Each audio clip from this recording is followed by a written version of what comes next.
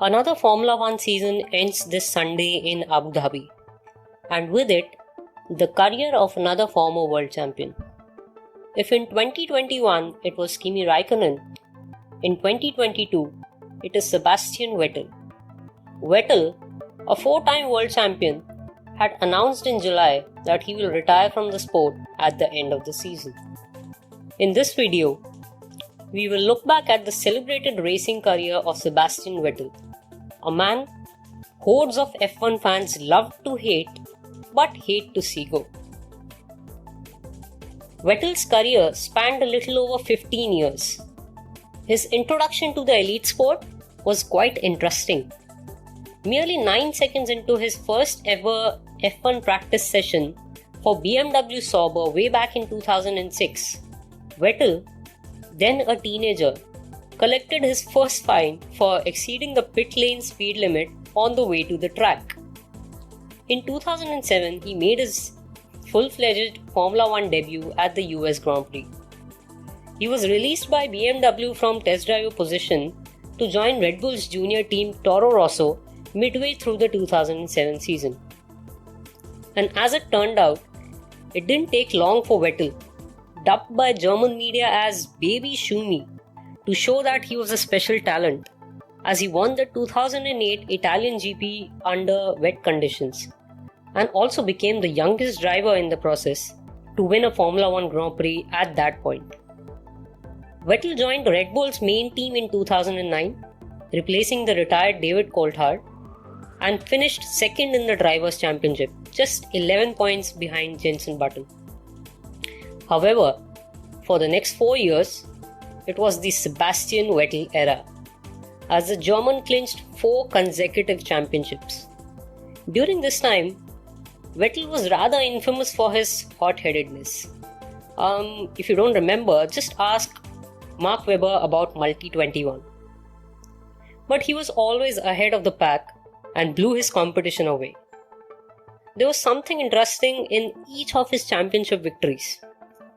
If it comes to his first title in 2010, he became the youngest ever Formula One world champion. Next year, in 2011, he set the record for most pole positions in a single season, when he registered 15 pole positions. In the last race of the 2012 season, Vettel, despite starting from the pit lane and spinning on the opening lap, managed to finish 6th and win the title by just 3 points. His last title, which came in 2013, was as dominant as it could get, as he amassed 13 race wins, a season record, as we all know now, broken by Max Verstappen this year. Vettel fulfilled his dream of driving for Ferrari in the subsequent seasons, but on a number of occasions, either reliability issues or just pure bad luck cost him valuable points while he was challenging the dominance of Mercedes and Lewis Hamilton. For the last 2 years, Vettel has driven for Aston Martin. Vettel as a public figure has come in 2 shades. On the track, his tantrums were frequent and sometimes a tad annoying. Remember the Canadian GP of 2019? Vettel won the race but was handed a 5-second penalty for forcing Hamilton off track towards a wall. As it turned out, the penalty was enough for the Briton to jump from second to first. Vettel, however, walked to the parc fermé and moved the numbers used to mark the finishing order, shifting the number 1 to the blank space for his car and 2 for Hamilton. But over the years, off the track, Vettel became a more lovable character. Whether it was helping remove litter from the stands, blissfully driving a scooter on the track, for which he was fined by the way, or standing up for social justice issues like rights for the LGBTQ community or the Black Lives Matter movement. He has also been a fierce advocate on climate change, even criticizing Formula One for not doing enough or even contributing towards the issue. On Sunday, Vettel will start his 299th and final race. He could have crossed 300, and made it to the rare club of drivers who have achieved this feat had he not tested positive for COVID-19 and missed the opening 2 races this season. After starting with such promise, Vettel's career ends with a number of what ifs. What if he could have won more titles?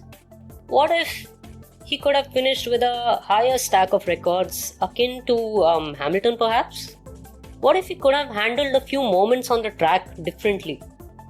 All of this aside, at the end of it all, Vettel leaves the track a kinder man with a more wholesome perspective of the world around him and an increasing community of fans for the person he has become of it.